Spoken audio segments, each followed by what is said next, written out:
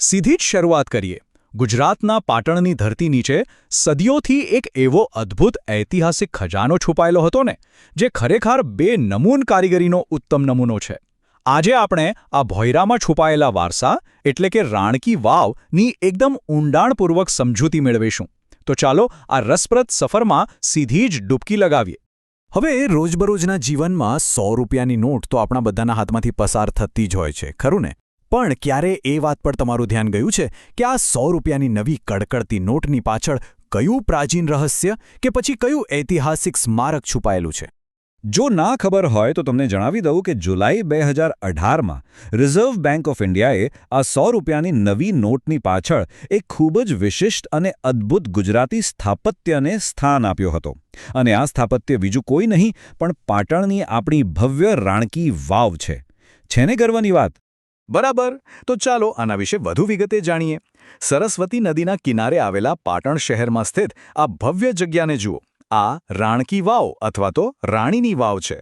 આને માત્ર કોઈ જૂની ઇમારત સમજવાની ભૂલ ન કરતા આ જળ પ્રવાસન સ્થળોમાંનું એક અત્યંત ભવ્ય અને ઐતિહાસિક શિખર છે. હવે ઘણાના મનમાં એવો સહજ પ્રશ્ન થતો હશે કે આખરે આ વાવ એટલે વળી શું? તો જુઓ, પ્રાચીન ભારતમાં ખાસ કરીને એવા વિસ્તારોમાં જ્યાં પાણીની ભારે અછત રહેતી હતી, ત્યાં આવા પગથિયાવાળા કૂવાઓ બનાવવામાં આવતા હતા. જળ સંચય એટલે કે વોટર હાર્વેસ્ટિંગ સિસ્ટમની આ એક ખૂબ જ અનોખી અને જટિલ તકનીક હતી. એક ટીપાને સાચવવા માટેનું આ ઉત્તમ આયોજન હતું. એ જમાનામાં આ વાવો લોકો માટે ખરેખર જીવાદોરી સમાન હતી. પણ રાણકી વાવની વાત જ કંઈક અલગ છે. આ માત્ર એક સામાન્ય પાણીનો કૂવો નથી હો. આ એક અદ્ભુત પ્રેમ અને સમર્પણનું પ્રતીક છે. આ ભવ્ય સ્મારકનું નિર્માણ સોલંકી વંશના રાજા ભીમદેવ સોલંકીની યાદમાં તેમના પત્ની રાણી ઉદયમતી દ્વારા કરવામાં આવ્યું હતું.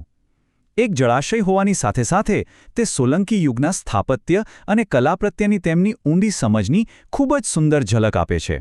અને આ સ્થાપત્ય ખરેખર કેટલું વિશાળ છે એ જાણવું છે? આ 7ના આંકડા પર ધ્યાન આપો. રાણકી વાવ જમીનની નીચે 1 કે 2 માળ નહીં, પણ પૂરેપૂરા 7 માળ ઊંડી છે. જરા કલ્પના તો કરો. સેંકડો વર્ષો પહેલાં કોઈપણ આધુનિક મશીનરી કે ક્રેન વિના જ જમીનની અંદર 7 માળનું આવું જંગી બાંધકામ કરવું એ કેટલી અદ્ભુત ઇજનેરી હશે. હવે અહીં જે ખરેખર સૌથી રસપ્રદ બાબત છે તે એ છે કે ઉપરથી નીચે તરફ જોતા આ માત્ર કોઈ ઊંડા કૂવાનો અહેસાસ નથી કરાવતું, પણ જાણે જમીનની અંદર કોઈ ભવ્ય ઊંધું મંદિર બનાવ્યું હોય એવી પ્રતીતિ કરાવે છે. જી હા, એક ઊંધું મંદિર. પાણીની શુદ્ધતા અને પવિત્રતા જાળવવા માટે જ આ વાવને આ અનોખા સ્વરૂપમાં ડિઝાઇન કરવામાં આવી હતી. આ સીધું જ જળ પ્રત્યેના તેમના અગાધ આદરને દર્શાવે છે. વધુ એક આશ્ચર્યજનક વાત કહું, આ પાણી માત્ર તરસ छिपाવવા પૂરતું સીમિત નહોતું. એવું માનવામાં આવતું હતું કે આ વાવમાં સંગ્રહિત પ્રાચીન જળ ઔષધીય ગુણોથી ભરપૂર હતું. તે તાવ અને અન્ય બીમારીઓની સારવાર માટે અત્યંત અસરકારક સાબિત થતું હતું. એટલે કે એમ કહી શકાય કે આ વાવ એક જળાશયની સાથે સાથે એક ઔષધાલય તરીકે પણ કામ કરતી હતી. છે ને કમાલ?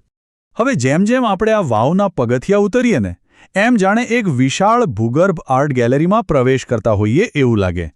આ 7 માળની વાવની દિવાલો પર ભગવાન વિષ્ણુના દશાવતારથી લઈને માતા લક્ષ્મી, પાર્વતી, ભગવાન ગણેશ, બ્રહ્મા, કુબેર, ભૈરવ અને સૂર્યદેવ સુધીની અસંખ્ય દેવી દેવતાઓની કલાકૃતિઓ ખૂબ જ આકર્ષક રીતે કોતરવામાં આવી છે. અને આ બાબતને આ દ્રશ્ય એકદમ સુંદર રીતે સ્પષ્ટ કરે છે. આ કોતરણીઓ જુઓ, ખરેખર કેટલી ઝીણવટભરી અને જીવંત લાગે છે. પથ્થર પર આટલા બારીક અને આકર્ષક શિલ્પો કંડારવા એ તે સમયના કારીગરોની અખૂટ ધીરજ અને તેમના અદ્ભુત કૌશલ્યનો જીવતો જાગતો પુરાવો છે. ચાલો હવે આ વાવના સૌથી ઊંડા અને એકદમ રહસ્યમય ભાગ તરફ આગળ વધીએ.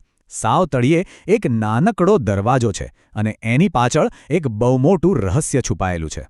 આ રહસ્ય જોડાયેલું છે આ નંબર 30 સાથે. હવે તમે વિચારતા હશો કે આ 30 વળી શું દર્શાવે છે? તો જુઓ, આ 30નો આંકડો અંતર બતાવે છે. પેલો જે નાનો દરવાજો છે ને, એની પાછળ એક ગુપ્ત અને રહસ્યમય ટનલ એટલે કે ભોંયરું આવેલું છે. અને આ ટનલ કોઈ નાની સૂની નથી. તે પૂરા 30 કિલોમીટર લાંબી છે. એવું મનાય છે કે પાટણની આ વાવમાંથી શરૂ થતી આ ટનલ છેક સિદ્ધપુર નામની જગ્યાએ જઈને સીધી બહાર નીકળતી હતી. હવે સવાલ એ થાય કે આ ગુપ્ત ટનલ બનાવવાનો મુખ્ય હેતુ શું હતો? ઇતિહાસકારો માને છે કે અગાઉના સમયમાં આ ગુપ્ત માર્ગનો ઉપયોગ યુદ્ધ કે કટોકટી જેવી મુશ્કેલ પરિસ્થિતિ વખતે રાજા અને તેમના પરિવારને સુરક્ષિત બહાર કાઢવા માટે થતો હતો. એકદમ ફિલ્મી લાગે છે ને? પણ હા, વર્તમાન પરિસ્થિતિની વાત કરીએ તો આ ટનલ અત્યારે માટી અને પથ્થરોથી સંપૂર્ણપણે બંધ થઈ ચૂકી છે. ખેર, જમીનની આટલી ઊંડાઈમાંથી ચાલો હવે ફરીથી જમીનની સપાટી પર અને આપણા વર્તમાન સમયમાં પાછા આવીએ. વર્ષ 2014. આ વર્ષ ગુજરાત અને આપણા સૌ ગુજરાતીઓ માટે ઇતિહાસમાં સ્વર્ણાક્ષરે કોતરાઈ ગયું. પણ શા માટે? કારણ કે 22 જૂન 2014ના એ સોનેરી દિવસે યુનેસ્કો દ્વારા રાણકી વાવને તેની આ વિશિષ્ટ રચના અને ઐતિહાસિક મહત્વને ધ્યાનમાં રાખીને સીધી જ વર્લ્ડ હેરિટેજ સાઇટ એટલે કે વિશ્વ ધરોહરનો તાજ પહેરાવવામાં આવ્યો. આ એક એવું વૈશ્વિક સન્માન હતું જેના પછી આ ભવ્ય વાવને નિહાળવા આવતા દુનિયાભરના પર્યટકોની સંખ્યામાં અનેક ગણો વધારો થઈ ગયો. તો માહિતીસભર આ અદ્ભુત સફરના અંતે એક વિચારવા જેવો પ્રશ્ન ચોક્કસ ઊભો થાય છે. રાણકી વાવની જેમ જ કુદરતી સંસાધનોની અછતને પહોંચી વળવા માટેના આવા બીજા કેટલાય પ્રાચીન અને બુદ્ધિશાળી ઉકેલો હજી પણ કદાચ આપણી જમીનની નીચે દટાયેલા હશે, જે કદાચ આજે પણ ફરીથી શોધવાની રાહ જોઈ રહ્યા છે. જેને વિચારવા જેવી વાત. ખરેખર આપણો ઇતિહાસ માત્ર ભૂતકાળ નથી દર્શાવતો, તે આપણા ભવિષ્યના પ્રશ્નોના ઉત્તર પણ પોતાની અંદર જ સાચવીને બેઠો છે. આ અદ્ભુત ઐતિહાસિક વારસાની સમજૂતીમાં અંત સુધી જોડાવા બદલ તમારો ખૂબ ખૂબ આભાર.